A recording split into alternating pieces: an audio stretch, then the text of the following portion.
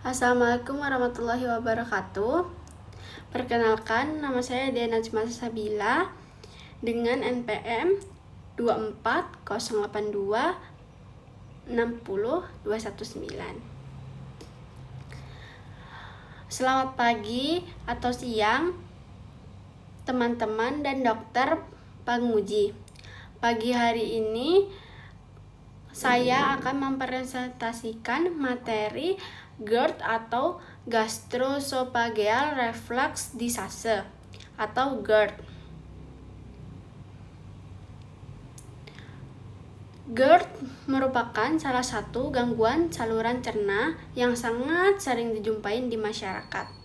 Bahkan sering dianggap keluhan ringan, padahal bila ditangani dengan tidak baik dapat menimbulkan komplikasi yang serius.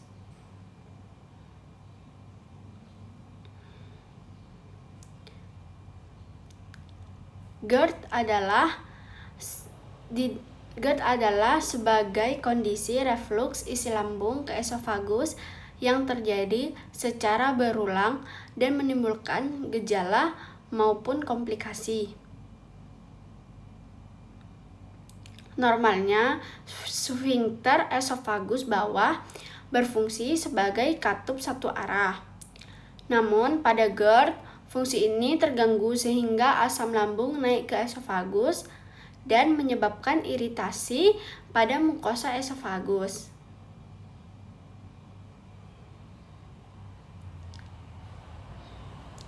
Penyebab dan faktor yang mempengaruhinya adalah yang pertama itu obesitas yang meningkatkan tekanan intraabdomen.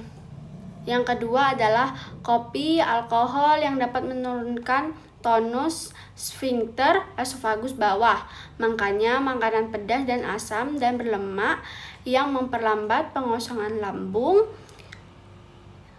Dan yang ketiga, merokok yang juga menurunkan tekanan LES. Dan penggunaan obat NSAID yang dapat mengiritasi mukosa saluran cerna. Faktor ini sering kita jumpai pada gaya hidup sehari-hari, sehingga menjelaskannya mengapa prevalensi GERD cukup tinggi.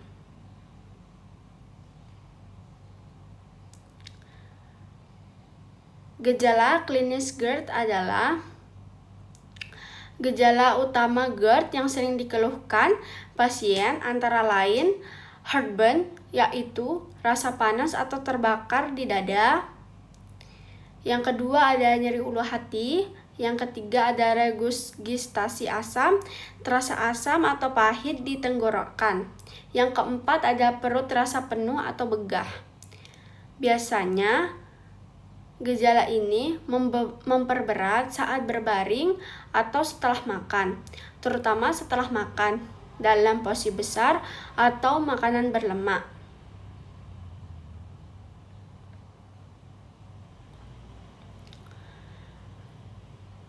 Untuk tata laksana non-farmakologinya, ada penelaksanaan GERD tidak selalu langsung dengan obat tata laksana farmakologi sangat penting, antara lain makan dengan porsi kecil tapi sering, menghindari makan malam terlalu larut, meninggikan kepala saat tidur sekitar 15-12 cm, menurunkan berat badan pasien obesitas.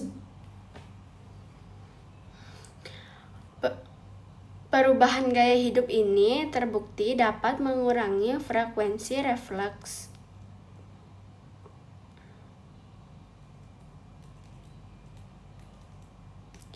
Selanjutnya ada tata laksana farmakologinya.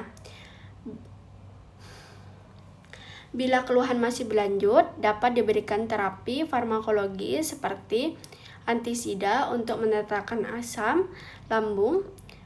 Ada proton pump inhibitor PPI seperti omeprazol yang menurunkan produksi asam lambung. PPI merupakan terapi utama pada GERD sedang hingga berat.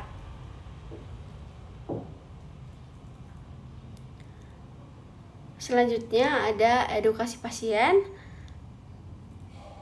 Edukasi kepada pasien sangat penting agar kekambuhan dapat dicegah, meliputi makan sedikit tapi sering, menghindari makanan pedas, asam, dan berlemak.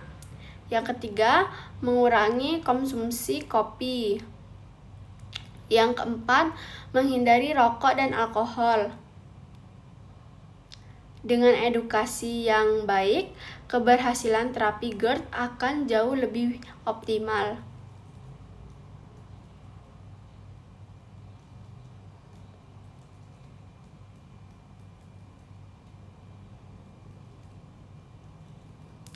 Sebagai kesimpulan, GERD adalah penyakit kronis yang sering dijumpai dan berkaitan erat dengan gaya hidup.